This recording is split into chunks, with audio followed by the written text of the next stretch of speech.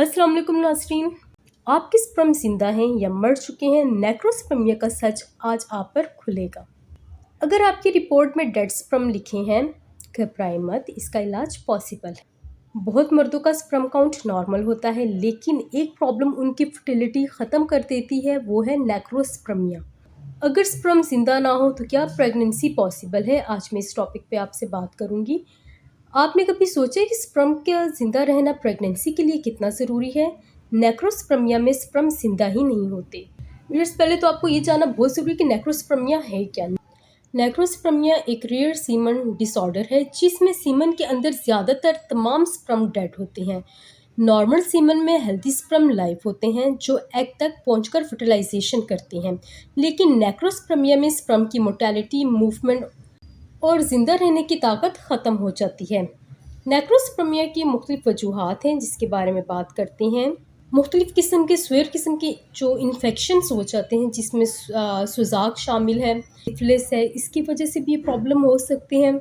बहुत ज़्यादा स्ट्रेस लेने की वजह से, फ्री रेडिकल की वजह से स्पर्म डैमेज हो सकते हैं। टेस्टिकुलर प्रॉब्लम्स वो भी बीच में इसमें शामिल है, जिसमें वेरिकोसील है, टेस्टिकुलर कोई ऐसी इंजरी आपकी हुई हो उसकी वजह से भी ये प्रॉब्लम आ सकता है। Hormonal imbalance, testosterone, FSH, LH की कमी या ज़्यादा होने की वजह से ये प्रॉब्लम आ सकता है।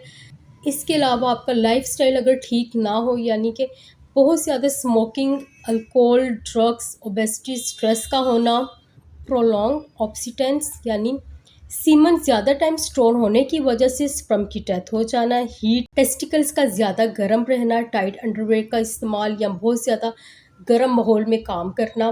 नेक्रोस्पर्मिया के सिम्टम्स के बारे में बात करते हैं। ज़्यादातर मर्दों में कोई ख़ास सिम्टम्स नहीं होते। नेक्रोस्पर्मिया को डायग्नोज करने के लिए कुछ टेस्ट करवाए जाते हैं जिससे आपको पता लग जाता है कि आपको नेक्रोस्पर्मिया क्या पेशेंट हैं या नहीं है, जिसमें सबसे मेन है सेमन एनालिसिस है, जिसमें स्पर्म का पता लगता है कि आपके स्पर्म्स जो हैं वो ज़िंदा हैं या उसकी डेथ हो चुकी है। डेड स्पर्म काउंट है, और डेड स्पर्म काउंट अगर है तो उसकी रेशो कितनी है उसका पता लगता है। ईओसिन ग्रोसिन स्टनिंग टेस्ट करवाया जाता है, इससे पता लगता है कि स्पर्म की विजिबिलिटी कंफर्म होती है। इसके अलावा इन्फेक्शन स्क्रीनिंग टेस्ट होता है जिसमें पता लगता है कि किसी किस्म का कोई इन्फेक्शन तो नहीं है। इसके अलावा हार्मोनल प्रोफाइल ये एक टेस्ट करवाया जाता है जिसमें टेस्टोस्टेरोन और एफएसएच लेवल का मालूम होता है। इसके अलावा स्कॉटल अल्ट्रासाउंड करवाया जाता है, इससे पता लगता है कि कहीं वेरिकोसील तो नहीं है या टेस्टिकल्स में किसी किस्म का कोई मसला तो नहीं है। यहाँ पे लोगों की डिफरेंट मिथ्स होती हैं। लोगों का कहना है कि डेड स्पर्म काउंट का मतलब परमानेंट इनफर्टिलिटी होता है, तो ऐसा बिल्कुल नहीं है। अगर इनफर्टिलिटी की सही वजह डायग्नोज हो जाए तो आपकी जो हेल्थी स्पर्म काउंट है वो आपके फिर से दोबारा वापस आ सकते हैं। नेक्रोस्पर्मिया एक ट्रीटेबल कंडीशन है, लेकिन सबसे पहले एग्जैक्ट कॉज का डायग्नोज ज़रूरी है।